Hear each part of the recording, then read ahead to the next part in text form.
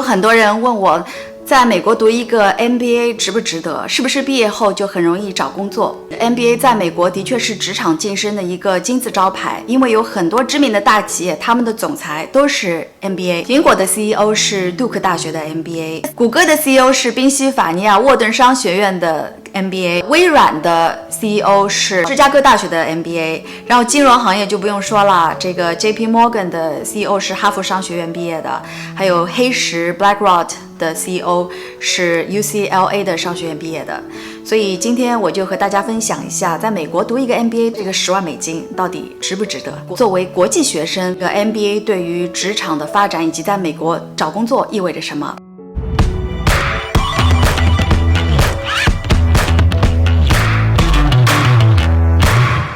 首先介绍一下我的背景，我的本科学的是文科，毕业后做了媒体以及市场营销，之后读了哥伦比亚大学的商学院的 MBA， 之后进入了奢侈品行业和科技行业做业务拓展。MBA 对我最大的帮助是教会我如何读懂财报、现金流啊，这个损益报表。这就好像你要做一个医生，必须得看懂一个病人的检测报告一样，第一眼就看出这个病人他是不是属于一个健康范畴，在哪里急需改正，在哪里急需恶补。这其实是我申请 MBA 的最大初衷，因为我是在汇丰银行工作的时候，有一次全球的总裁到中国来，他有机会跟我说了一句话，他说 Tess， 你如果想要拥有这个国际的职业发展，那你要有2个事情，一个是有中国以外的国际工作的经验，第二就是 you need to know how to read numbers。 我最大的改变是，作为市场营销的经理，在之前汇报的时候，我可能会说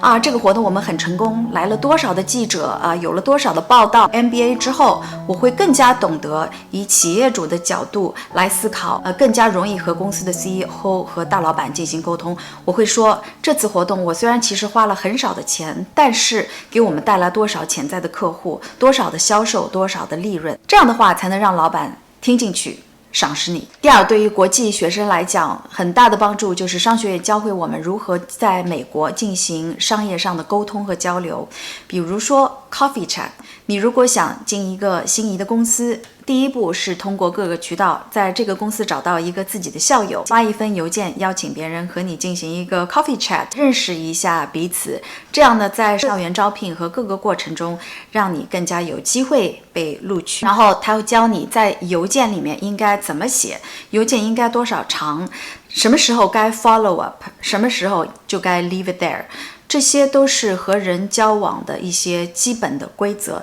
因为说到底，商业是人与人的合作，学会这一点比任何书面的商业理论都更重要。第三，商学院会教会你如何去谈判，这个技能是让我受益终身的。无论你在未来找工作，或者向老板要求加薪升职，或者是向投资者要求注资，以及和任何未来伙伴谈判的时候，都会很有帮助。他教会我的是一个关于共赢的一个思想，这是美国的一个主流共识和默认的一个价值观。怎么样把你想要的东西都告诉别人，同时还要告诉别人为什么，因为这可以帮助对方想其他的办法来满足你。其中有一节课就叫博弈论，他会把不同背景的人组织成各样的小组，大家就一个共同的目标进行谈判，然后最后看谁达成的目标值最高。小组会分享在这个过程中我们在哪里卡住了，然后又是如何克服继续往下谈的。最后 MBA 还带给我很多自信，我知道如果我能经过